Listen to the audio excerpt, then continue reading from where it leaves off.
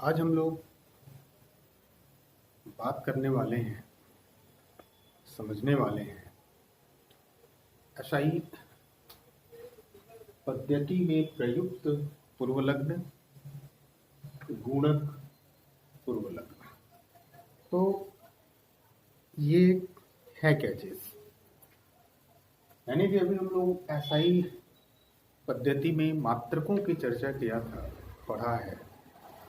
मात्रक 7 प्रकार के हमने देखा है। इसके अतिरिक्त इससे व्युत्पन्न मात्रकों को भी हमने देखा और 2 पूरक मात्रकों को भी हमने पढ़ा। अब यहाँ पे ये प्रयुक्त पूर्वलग्न और गुणक पूर्वलग्न को समझना है कि ये क्या है।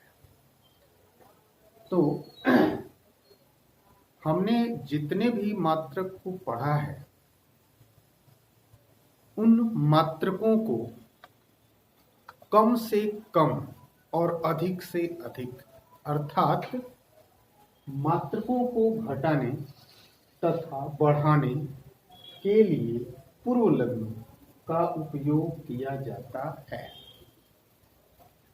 मात्रकों को घटाने तथा बढ़ाने के लिए इसे हम ऐसे समझ सकते हैं, जैसे मान लीजिए हम लोगों ने पढ़ा था एसआई मात्रक में द्रव्यमान का मात्रक किलोग्राम हमने पढ़ रखा है।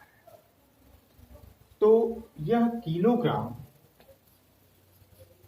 बहुत बड़ा मात्रक है।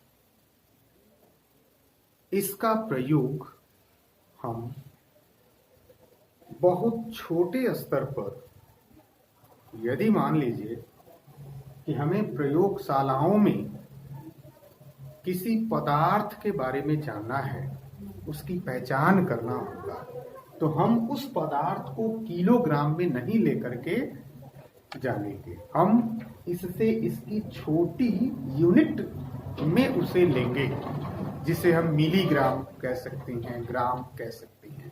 तो ये छोटा यानी कि इसका छोटा मात्रक हुआ। तो वही कह रहा है कि मात्रकों को घटाने तथा बढ़ाने के लिए पूर्वलग्नों का उपयोग किया जाता है। तो अब इससे छोटा कौन सा द्रव्यमान का मात्रक है, उसका नाम हम लोग क्या लिखें? जैसे इसके लिए हम लोग किलोग्राम लिख रहे हैं, उसके लिए हम क्या लिखें? तो पूर्व यानी कि जो पहले लिखा जाएगा शब्द वो पूर्वलग्न कहलाता है। ठीक है, तो चलिए देख लेते हैं। एक कॉलम हम बनाएंगे, एक में लिखेंगे गुणक या मान, दूसरे में पूर्वलग्न, उसका नाम, संकेत और प्रतीक। तो जैसे पहला हम देखते हैं, एक मान मैंने ले रखा 10। अब इस 10 को हम पूर्वलग्न के रूप में डेका नाम से उच्चारण करेंगे। 10 को क्या कहेंगे? डेका। अब इसका संकेत हम DA लेते हैं। वैसे ही 10 पर 2 कोई मान दिया हो या गुणक दिया हो तो इसके लिए हेक्टो शब्द का हम इस्तेमाल करते हैं, हेक्टो, और इसको H से इंडिकेट कर लेंगे प्रतीक के रूप में। वैसे ही 10⁻³ दे रखा हो तो इसके लिए हम लोग किलो शब्द का प्रयोग करेंगे, किलो, पूर्वलग्न के रूप में या नाम के रूप में, और इस किलो को हम लोग K से इंडिकेट करेंगे। ठीक है, वैसे ही कुछ और मान हम लिखते हैं, जैसे 10⁻6 के लिए क्या लिखा जाएगा, 10⁻9 के लिए हम क्या नाम रखेंगे या पूर्वलग्न लिखेंगे, 10⁻12 के लिए क्या रखने वाले हैं, 10⁻15 के लिए क्या रखेंगे, 10⁻18 यदि रहता है तो इसके लिए हम लोग क्या रखेंगे। ठीक है, तो चलिए देखते हैं। 10 पर 6 होगा तो इसे हम लोग मेगा बोलेंगे, पूर्वलग्न के रूप में क्या बोला जाएगा? मेगा, और इसे हम M से इंडिकेट करेंगे। वैसे ही 10 पर 6, 10 पर 9 यदि होता है तो 10 पर 9 के लिए हम लोग गीगा का इस्तेमाल करेंगे, गीगा, और इसे कैपिटल G से प्रतीक के रूप में हम लोग प्रयोग करेंगे। 10 पर 12 के लिए हम टेरा शब्द का इस्तेमाल करेंगे। टेरा, टेरा, और टेरा को हम टी से इंडिकेट करेंगे।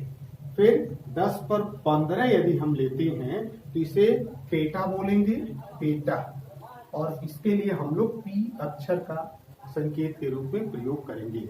और 10 पर 18 यदि हम लिखते हैं तो 18 को एक्सो बोलेंगे, एक्सो, एक्सो, और इस एक्सो को हम लोग किससे इंडिकेट कर सकते हैं? तो एक्सो को ई से इंडिकेट कर सकते हैं। तो इस तरह से हमने कुछ यहाँ पे मान लिए, उसके पूर्व लग्नों का या नाम लिखा और उसका सांकेतिक रूप भी देखा। और भी लिए जा सकते हैं अब 1/10 के रूप में। तो जैसे मान लीजिए हम और ले रहे हैं 10 to the power -1, 10 to the power -2, 10 to the power -3, 10 to the power -6, 10 to the power -9, 10 to the power -12।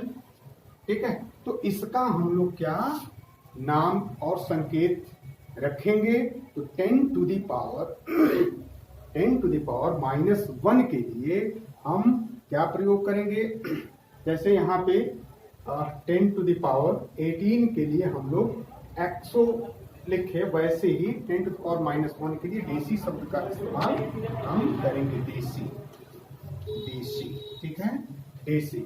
अब वैसे ही 10 to the power -2 के लिए हम लोग सेंटी का इस्तेमाल करेंगे, सेंटी, सेंटी का इस्तेमाल करेंगे। 10 to the power -3 के लिए हम लोग मिली का इस्तेमाल करेंगे, मिली, मिली। 10 पर -9 के लिए नैनो, 10 पर -12 के लिए पीको, 10 पर -15 के लिए फेमटो, 10 पर -18 के लिए एक्टो। हम लोग प्रीफिक्स नाम याद रखेंगे।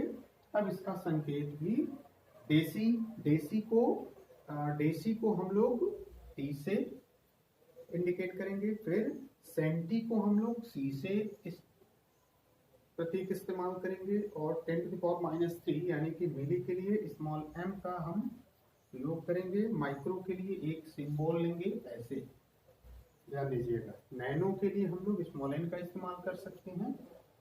पीको के लिए पी वर्ड्स लेंगे। फेमटो के लिए एफ का प्रयोग करेंगे और एक्टो के लिए ए का प्रयोग करेंगे, स्मॉल ए का।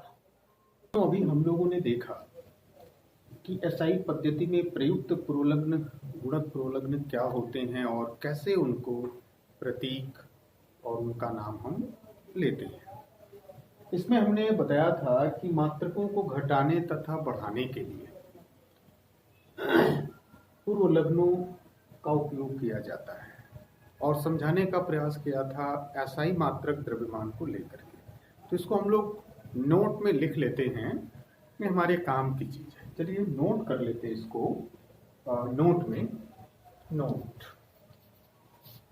पहला देखिए, द्रव्यमान का एसआई मात्रक किलोग्राम है, ये हमें पता है, परंतु प्रयोगशालाओं में इसके छोटे मात्रक ग्राम का प्रयोग किया जाता है, ये मैंने बताया और यहाँ हम लोग नोट कर दिए जाता है। क्योंकि रासायनिक अभिक्रियाओं में रासायनिक पदार्थ की थोड़ी मात्रा का ही उपयोग किया जाता है, बहुत बड़ी मात्रा का प्रयोगशालाओं में उपयोग नहीं किया जा सकता।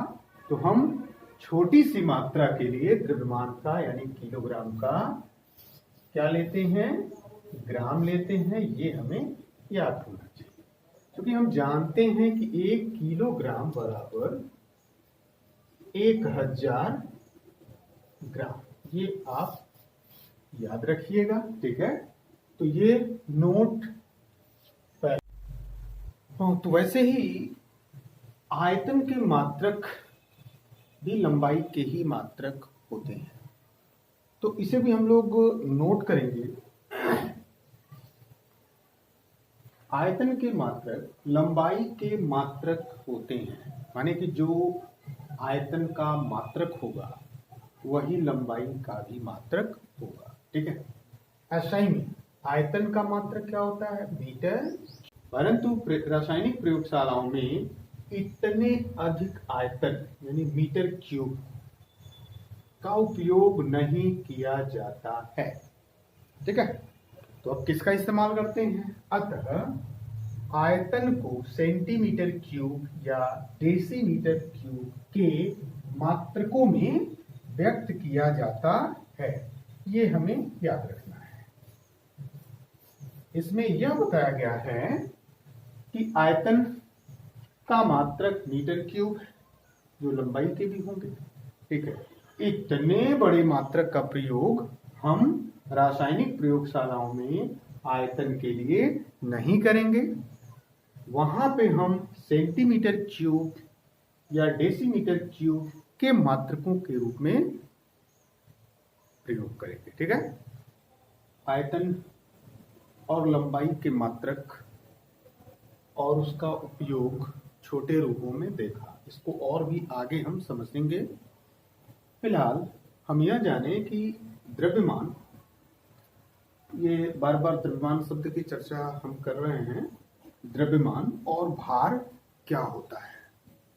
क्या द्रव्यमान और भार दोनों में अंतर होते हैं या दोनों एक होता है? इस पर अब हम लोग चर्चा करेंगे। तो चलिए हेडिंग लेते हैं, द्रव्यमान और भार।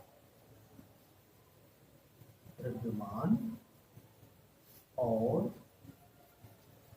भार, अंग्रेजी में इसे मॉस एंड वेट कहेंगे। तो बच्चों, जब बात द्रव्यमान की और भार की आएगी हमारे सामने, जब हम लोग पढ़ेंगे या देखेंगे अपने दैनिक जीवन में, तो दोनों में अंतर होगा। भार को हम द्रव्यमान नहीं कहेंगे या द्रव्यमान को हम भार नहीं कहेंगे। अब दोनों में क्या अंतर होता है, इसको जानें।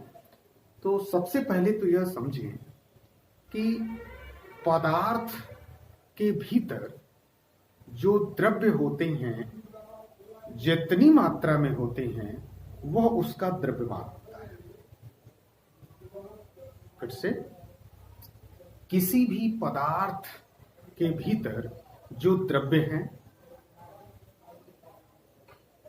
उनको ही, माने उस द्रव्य को ही हम द्रव्यमान कह देते हैं। ठीक है, यहां पे हमने लिख रखा है, जो एनसीईआरटी में मेंशन है, देख लेते हैं।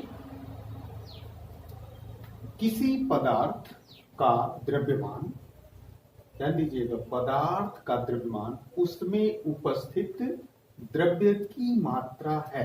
यानी कि जो द्रव्य हैं, उनके कण हैं, जैसे उपस्थित होंगे, जितना उनका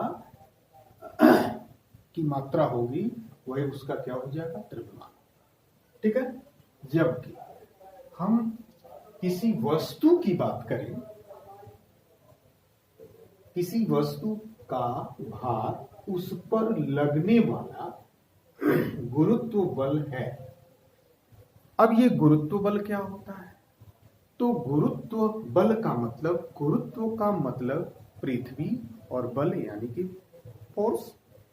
तो पृथ्वी का बल यानी कि जो पृथ्वी अपनी तरफ आकर्षित कर रही है। ठीक है, यानी कि वह प्रत्येक वस्तु, जो भी वस्तु हमारे पास है, चाहे जो हमारे सामने रखी हुई हैं, चाहे जो हमारे हाथ में है, इन सब के ऊपर या हम लोगों के ऊपर भी पृथ्वी जिस बल से हमें खींचती है, उसे हम गुरुत्व बल या गुरुत्वाकर्षण बल बोलते हैं। तो यहाँ पे ये समझना है कि किसी वस्तु का भार, जब वस्तु के भार की बात करेंगे, तो उस पर लगने वाला गुरुत्व बल ही, यानी कि पृथ्वी का बल ही उसका भार हो जाएगा या होगा। ठीक है, अब हम आगे इसको समझें। किसी पदार्थ का द्रव्यमान स्थिर होता है, ये बहुत ही इंपॉर्टेंट है। किसी पदार्थ का द्रव्यमान क्या होगा, वो स्थिर होगा। जबकि हम भार की बात करेंगे, यानी लिख रखे हैं, परंतु उसका भार जब हम भार की बात करेंगे तो भार परिवर्तित हो सकता है। अब ये परिवर्तित कब होगा, तो वह परिवर्तित तब होगा जब गुरुत्व में परिवर्तन होगा। अब यहां पे समझना है कि गुरुत्व में परिवर्तन कहां कहां हो सकता है। तो हमें ध्यान रखना है कि जिस जगह पे, यानी कि पृथ्वी के ऊपर हम लोग हैं, तो इस पर इसका एक गुरुत्व बल काम करता है। ये आप फिजिक्स में भी पढ़ोगे आगे, और आगे हम लोग समझेंगे भी। अब हम पृथ्वी से ऊपर जाएं, बहुत ऊंचाई पर जाएं, तो वहां भी उसका गुरुत्व बल काम करेगा, और पृथ्वी से नीचे जाएं तो वहां भी उसका गुरुत्व बल अलग काम करता है। तो इस तरह से वस्तुओं के ऊपर, ठीक है ना, यानी कि उसका भार गुरुत्व में जैसे जैसे परिवर्तन होगा वैसे वैसे अलग अलग वो हो सकता है। अर्थात इसमें हमने लिखा है कि परंतु उसका भार गुरुत्व में परिवर्तन के कारण एक स्थान से दूसरे स्थान पर अलग अलग हो सकता है। ठीक है, यानी कि पृथ्वी के ऊपर अलग होगा, पृथ्वी से नीचे जाए तो अलग होगा, ऊपर जाए तो अलग होगा। ठीक है, अब जब हम प्रयोगशाला में किसी पदार्थ के द्रव्यमान की बात करते हैं कि अधिक यथार्थपरक मापन के लिए वैश्लेषिक तुला का उपयोग हम करते हैं। यानी हम किसी भी पदार्थ के द्रव्यमान के लिए जब हम अपने प्रयोगशाला में, लैबोरेटरी में जाएंगे प्रयोग करने, तो वहां पे किसी भी पदार्थ के बारे में जानकारी करना होगा, तो आपके सर उस पदार्थ की थोड़ी सी मात्रा ले करके देंगे, और वह थोड़ी सी मात्रा जिस किसी मापक यंत्र की सहायता से उसे तौलेंगे, उस मापक यंत्र के अंदर मापने की त्रुटि ना के बराबर होगी। ठीक है, बहुत यथार्थ उसकी माप आती है। उस मापक यंत्र को हम लोग वैश्लेषिक तुला या रासायनिक तुला भी कहेंगे। ठीक है, ये आपको आपके लैब में देखने को मिलेगा, प्रयोगशाला लैब में। ठीक है, तो वही मैंने लिखा है कि प्रयोगशाला में किसी पदार्थ के द्रव्यमान के अधिक यथार्थपरक मापन के लिए वैश्लेषिक तुला, जो आपको लैब में देखने को मिलेगा, का उपयोग किया जाता है। हमने इसी में बताया था कि अभी आपने पढ़ा भी था, देखिए यहाँ पे नोट है अभी, कि द्रव्यमान का SI मात्रक किलोग्राम है, परंतु प्रयोगशाला में इसके छोटे मात्रक ग्राम का हम प्रयोग करते हैं, माने छोटी सी मात्रा के लिए, क्योंकि यह रासायनिक अभिक्रियाओं में रासायनिक पदार्थ की थोड़ी मात्रा का ही उपयोग किया जाता है। अब 1-1 किलो हम लेकर के पदार्थ के बारे में जानकारी नहीं करेंगे, बहुत महंगे आते हैं पदार्थ, जो भी हम इनऑर्गेनिक या ऑर्गेनिक जो भी मटेरियल हम लेते हैं वो बहुत महंगे होते हैं, और उसकी थोड़ी सी ही मात्रा ले करके उसके बारे में हमें जानना होता है। उसको 1-1 किलो वाले बटखरे पे हम लोग नहीं तौल के देखते हैं। अब हम लोग मार्केट में जा करके किसी भी वस्तु को, या सब्जी ही मार्केट में जाते हैं, तो सब्जियों के लिए हम लोग 1 किलो 2 किलो का इस्तेमाल करते हैं शब्द का। जब हमें अपने कॉलेज के प्रैक्टिकल लैब में, केमिस्ट्री के प्रैक्टिकल लैब में जब हम जाएंगे, तो वहां पे किसी पदार्थ को जानना होगा, तो आपके सर लैबोरेटरी में रखे एक तुला, जिसे हम वैश्लेषिक तुला कहते हैं या रासायनिक तुला कहते हैं, जिसमें त्रुटि ना के बराबर होती है, पर उस पदार्थ को तौल कर आपको देंगे उसके बारे में जानने के लिए। ठीक है। तो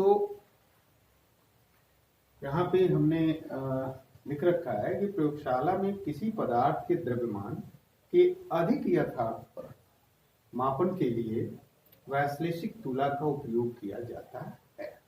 अच्छा, ये चीज हम लोग उन गोल्ड स्मिथ यानी कि स्वर्णकारों के पास भी हम लोग देखते हैं जो सुनारी का काम करते हैं, यानी कि जो आभूषण बनाने का काम करते हैं। अब मान लीजिए यह आभूषण यानी कि जो सोने का और चांदी जो बहुत महंगी धातुएं हैं, इसका हमें कुछ मात्रा में उपयोग करके आभूषणों को बनवाना होगा, तो हम स्वर्णकारों के पास जा करके उनको हम कहते हुए पाते हैं कि हमें ये चीजें बनानी है और हमें इसको इतनी मात्रा में इसको बनाना है। तो उसके लिए आप देखते हो उसके पास भी एक तुला होता है जिसमें वह उसे तौलता है और तौल करके उसको आपको देता है उतने वेट में जितना हम मांगते हैं। तो वो भी तुला एग्जैक्ट यानी कि यथार्थ माप देती है। ठीक है, अभी द्रव्यमान और भार को देखा। अब हम आयतन के बारे में जानेंगे कि आयतन क्या होता है। तो हेडिंग लेंगे आयतन,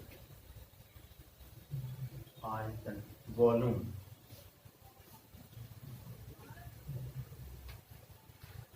तो जब भी बात आयतन की होगी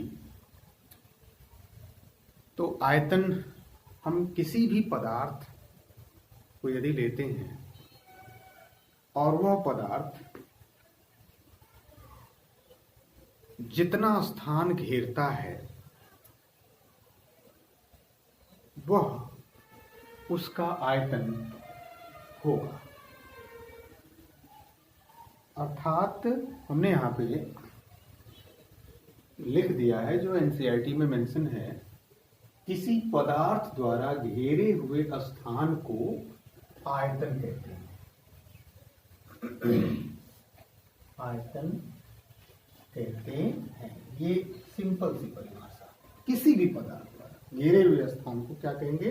आयतन कहते हैं। जैसे मान लीजिए मेरे हाथ में ये क्या है? एक चौक का डब्बा है। तो यह पदार्थ है। अब ये हमारे हाथ पर कुछ न कुछ स्थान को घेरे हुए है। ठीक है, तो इसी को यानी कि इसी का हम कह सकते हैं कि ये डब्बे का ये आयतन है। अब यहां समझना होगा कि इस पदार्थ के भीतर एक इसकी लेंथ है, लंबाई। ठीक है, यानी कि इतना लंबा है। फिर इसकी चौड़ाई भी है, चौड़ाई यह इतना चौड़ा है। और एक इसकी ऊंचाई भी है, ये इतना क्या है? ऊंचा है। तो इस तरह से हम देख रहे हैं, जब इसके हम मात्रक की बात करेंगे तो हमें इसके लंबाई को भी मापना होगा, इसके चौड़ाई को भी मापना होगा और इसके ऊंचाई को भी मापना होगा। तब इसका मात्रक हम लेंगे या इसे ठीक ढंग से तभी हम माप सकेंगे। तो यहाँ पे आयतन के मात्रक लंबाई क्यूब के होते हैं। मतलब अभी आपने इस डब्बे को देखा कि उस डब्बे का क्या है? तो उस डब्बे की कुछ लंबाई है, तो लंबाई एक लंबाई, उस डब्बे की कुछ क्या है? चौड़ाई है। ठीक है, जैसे एक यहाँ मैं एक डब्बा यहाँ बना दिया वैसा। ठीक है, तो इसकी ये लंबाई हो गई, ये लेंथ हो गई। तो लंबाई का मात्रक हम लोग पढ़े हैं मीटर। ठीक है, फिर ये इसकी चौड़ाई हो गई यहां से यहां तक, तो इसको भी हम किस में मापेंगे? मीटर में। फिर ये इसकी क्या हो गई? ऊंचाई हो गई। ये इसकी ऊंचाई इसको किस में मापेंगे? मीटर में। ये इसकी क्या है? चौड़ाई है, चौड़ाई। ये इसकी क्या है? तो लंबाई है। तो हम क्या देखते हैं कि आयतन के मात्र लंबाई के क्यूब, क्यूब यानी कि ये एक लंबाई, ठीक है, एक, ये एक लंबाई, दो, और ये एक लंबाई, तीन। तो तीन लंबाई यानी क्यूब, लंबाई का क्यूब होते हैं। अब इसके मात्रक की जब बात करेंगे तो एसआई में इसका मात्रक क्या होता है? तो एसआई मात्रक इसका क्या होगा? मात्रक, अब चूंकि लंबाई का मात्रक हमने सीखा है, ठीक है, कि मीटर होता है। तो ये एक लंबाई है तो एक मीटर, ये मीटर, फिर चौड़ाई का मीटर, फिर ऊंचाई का मीटर। तो क्या हो जाएगा लंबाई का मात्रक? मीटर क्यूब, मीटर क्यूब, ठीक है।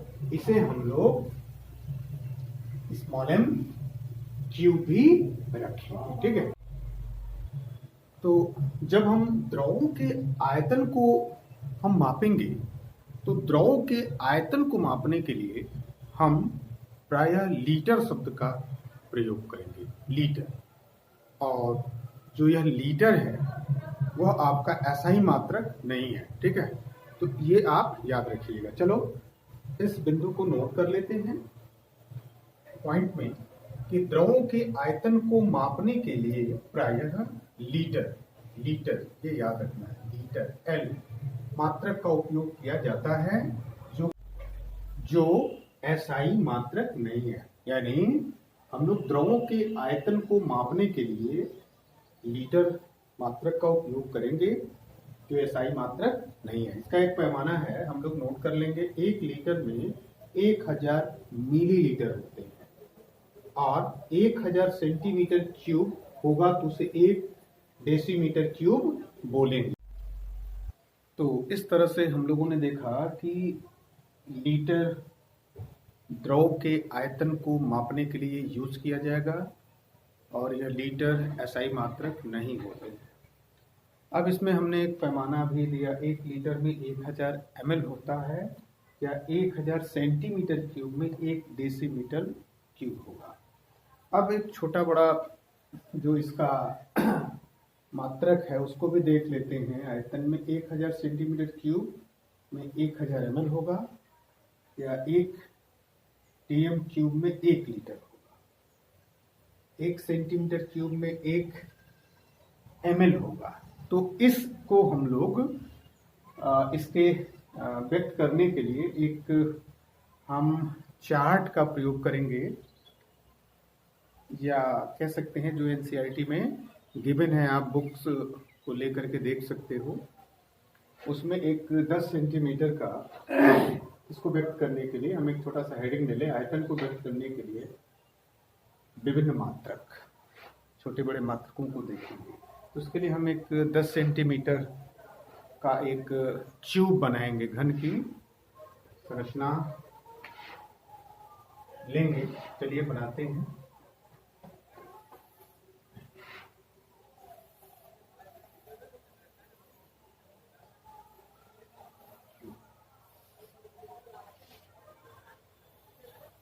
ट्यूब 10 सेंटीमीटर, 10 बाई 10 यानी कि इसकी लेंथ 10 सेंटीमीटर, चौड़ाई भी 10 सेंटीमीटर और ऊंचाई भी 10 सेंटीमीटर। मतलब ये हम यहाँ से और यहाँ तक कितना सेंटीमीटर लिए हैं? 10 सेंटीमीटर। ये कितना लिए हैं? इस भाग को भी हमने 10 सेंटीमीटर ले रखा है, और इसको भी हमने लिया है यहाँ से यहाँ तक 10 सेंटीमीटर, 10।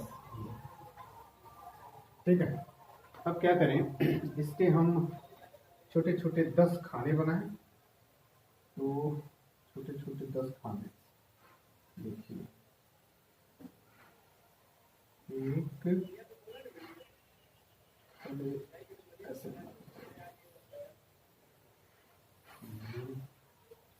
4, 5,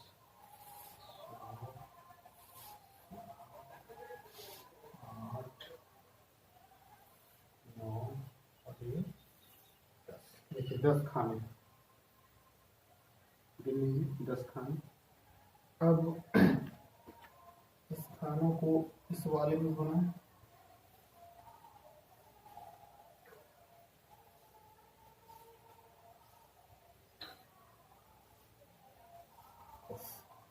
और इसी खाने को हम लोग इसमें भी बनाएंगे 10 खाना।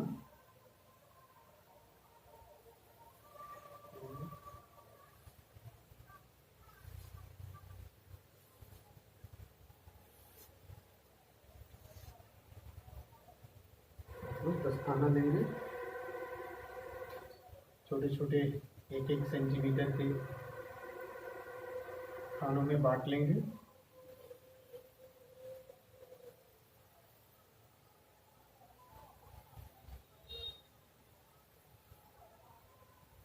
छः, 7, 8, 9, 10, इसमें 2 बना देंगे। एक और बना देंगे। आप समझ सकते हैं, बस समझने के लिए आप इसको यूज करेंगे। मुझे वैसे इसमें भी कर लेंगे। ऐसे मान लेते हैं कि ये भी 10 खाना कंप्लीट हो गया। इसमें भी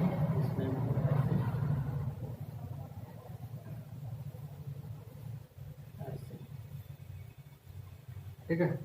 अब ध्यान देना है, यानी कि ये पूरी की पूरी लेंथ 10 सेंटीमीटर, इसकी ब्रॉडनेस भी 10 और इसकी हाइट भी 10 सेंटीमीटर। अब 10 सेंटीमीटर में अब हमें समझना है इसका जो एक खाना है, ये वाला एक खाना, ये वाला एक खाना, ये 1 सेंटीमीटर को बता रहा है। ठीक है, ठीक है। अब हमने देखा कि जब 1 सेंटीमीटर क्यूब होगा, 1 सेंटीमीटर क्यूब होगा तो क्या बनेगा, 1 ml। तो 1 सेंटीमीटर क्यूब के लिए हम क्या करेंगे, इसको चलो बाहर निकालते हैं। और बाहर ऐसे निकाल लिया एक छोटा सा क्यूब, ऐसे करके छोटा सा क्यूब हमने ऐसे निकाल लिया, एक क्यूब। इसमें हमने क्या देखा, इसमें हमने क्या देखा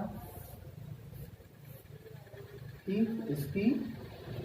इसकी लेंथ भी है, माने लंबाई भी है, चौड़ाई भी है, और इसके भीतर ऊंचाई भी है, माने लंबाई, चौड़ाई, ऊंचाई भी है। ठीक है।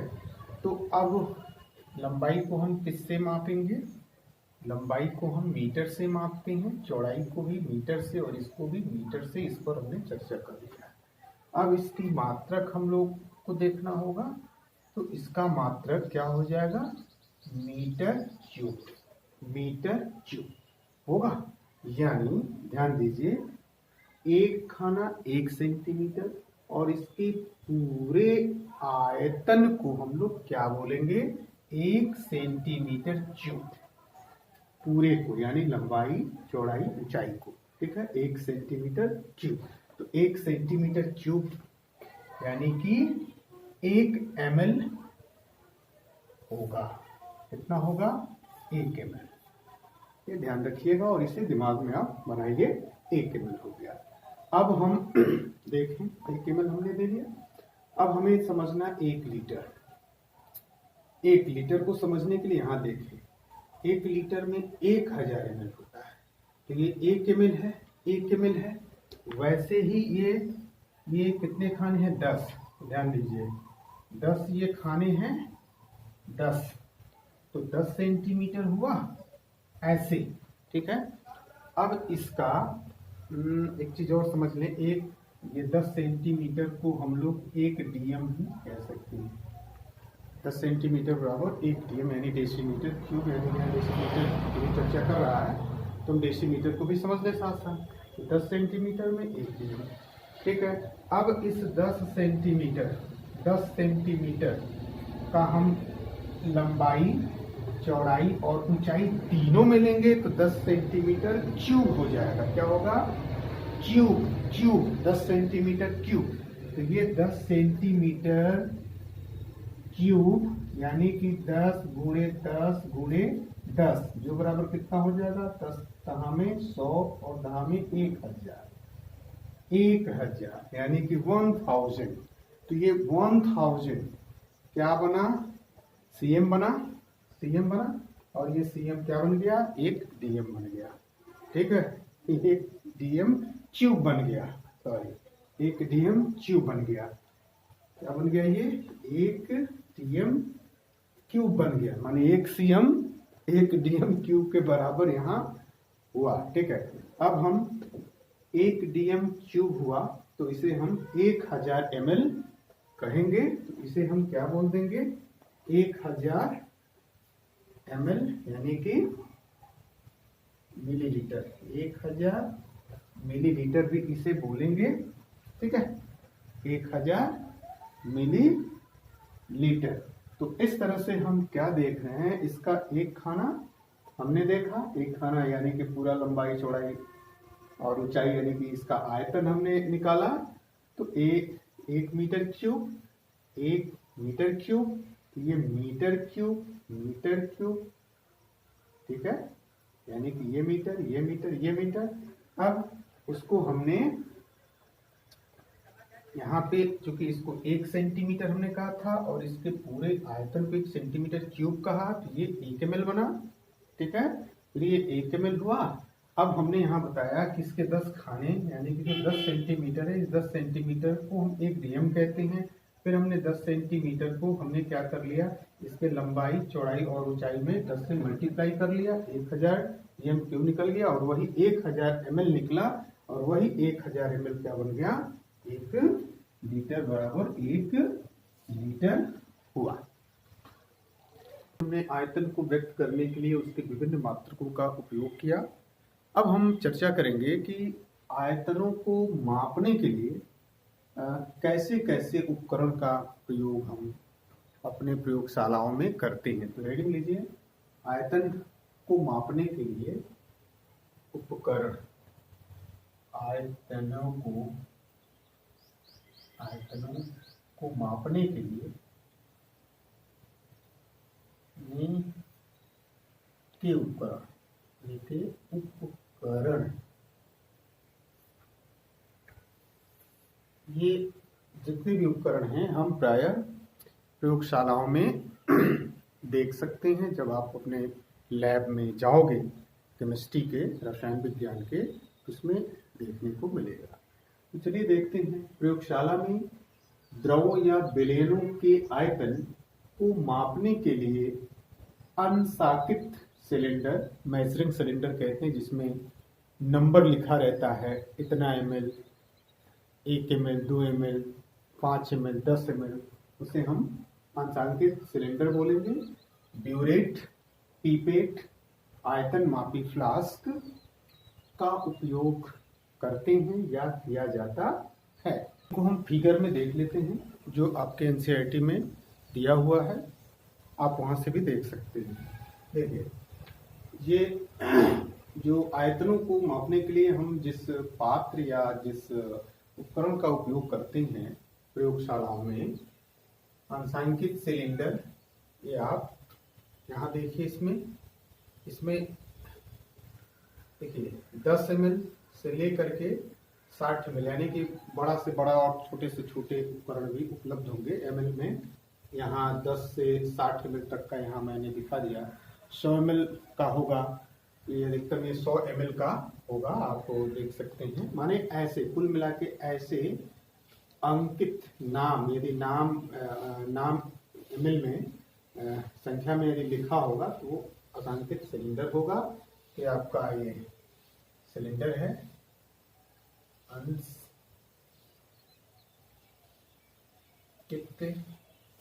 सिलेंडर, ये। अब ये दूसरा आपका ब्यूरेट है, इसमें 0 ml, यानी कि इसमें 1 ml से लेकर के और 50 ml तक इसमें आप आयतन को ले सकते हो। कुछ इस तरह से है, इसको मुख से आप लेकर के खींच सकते हो। ठीक है, तो ये है आपका ब्यूरेट। और वैसा ही पिपेट होता है। ये पिपेट ऐसा दिखेगा आपको, ठीक है। और आयतन मापी क्लास कुछ इस तरह से देखें। हम लोग अभी आयतन और द्रव्यमान को देखें। इसी से जुड़ा हुआ एक और इकाई जिसे हम लोग घनत्व कहते हैं होता है, जो द्रव्यमान बटा आयतन को इंडिकेट करता है। तो चलिए इसको भी हम देख लेते हैं। तो हेडिंग हम करेंगे घनत्व। घनत्व और यह घनत्व किससे जुड़ा हुआ है? तो आयतन और द्रव्यमान से। ये घनत्व बराबर होता है, यहाँ पे हम लिख सकते हैं घनत्व बराबर आयतन द्रव्यमान बटा आयतन। ठीक है, ये याद रखेंगे। घनत्व डेंसिटी बटा आयतन को कहते हैं। और इससे इसका मात्रक भी हम निकाल सकते हैं। इसका डेफिनेशन हमने ले लिया है। किसी पदार्थ का घनत्व में क्या होगा? द्रव्यमान होगा और आयतन, इन दोनों के कॉम्बिनेशन को हम घनत्व बोलेंगे। तो किसी पदार्थ का घनत्व उसके प्रति इकाई आयतन का द्रव्यमान होता है। ठीक है, अतः घनत्व के एसआई मात्रक इस प्रकार प्राप्त किए जा सकते हैं। तो हम इसी से इसका निकाल लेंगे। घनत्व का एसआई मात्रक बराबर द्रव्यमान का एसआई मात्रक बटा आयतन का एसआई मात्रक। अब हमें पता है कि द्रव्यमान का एसआई मात्रक क्या होता है? किलोग्राम। और आयतन का एसआई मात्रक क्या होता है? Metre cube. तो हम ले लेंगे द्रव्यमान का एसआई मात्रक क्या होता है? किलोग्राम। और ये बटा क्या हो जाएगा? Metre cube. तो क्या बनेगा? Kilogram metre cube. मात्रक किलोग्राम मीटर माइनस क्यूब है। यह बहुत बड़ा मात्रक है डेंसिटी का, घनत्व का, जिसका प्रायः रसायनज्ञ अपने लैबोरेटरी में प्रयोग नहीं करते हैं। इसका छोटा मात्रक ग्राम प्रति सेंटीमीटर क्यूब का इस्तेमाल करते हैं, जिसे हम लोग ऐसे लिख सकते हैं, ग्राम सेंटीमीटर माइनस क्यूब। ये याद रखिएगा, ये छोटा मात्रक है। जहां ग्राम किसको इंडिकेट कर रहा है? ग्राम द्रव्यमान का मात्रक है और सेंटीमीटर क्यूब आयतन के मात्रक होते हैं। तो इस तरह से हम लोगों ने घनत्व को देखा। अब यहाँ एक चीज समझना है कि आखिर यह घनत्व है क्या। थोड़ा इसको और भी विधिवत समझते हैं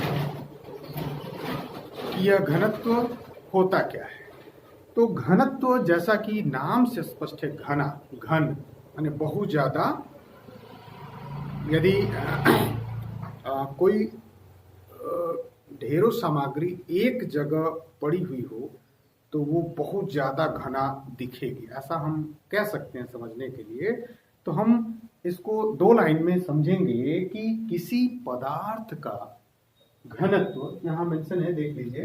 किसी पदार्थ का घनत्व यह बताता है कि उसमें कण कितने पास व्यवस्थित है, यानी कि रखे गए। यदि घनत्व अधिक है तो इसका अर्थ है कि पदार्थ के कण बहुत पास व्यवस्थित हैं। तो रीडिंग करिए ताप, टेम्परेचर, और इसका जाने कि इसका मापक यंत्र कौन कौन से हैं। तो वैसे तो टेम्परेचर मापने के लिए किसी भी व्यक्ति या वस्तु के टेम्परेचर को जानने के लिए या जगह के टेम्परेचर को जानने के लिए हम प्रायः 3 तरह के मानक यंत्र का प्रयोग करते हैं। एक डिग्री सेल्सियस के रूप में, एक डिग्री फ़ारेनहाइट के रूप में और एक केल्विन के रूप में। ठीक है, यानी ताप को मापने के लिए 3 सामान्य पैमाने हैं। तो डिग्री सेल्सियस को ऐसे इंडिकेट करेंगे, सी के पीछे डिग्री ये लगा देंगे। डिग्री फ़ारेनहाइट को एफ के पीछे 0 लगा देंगे।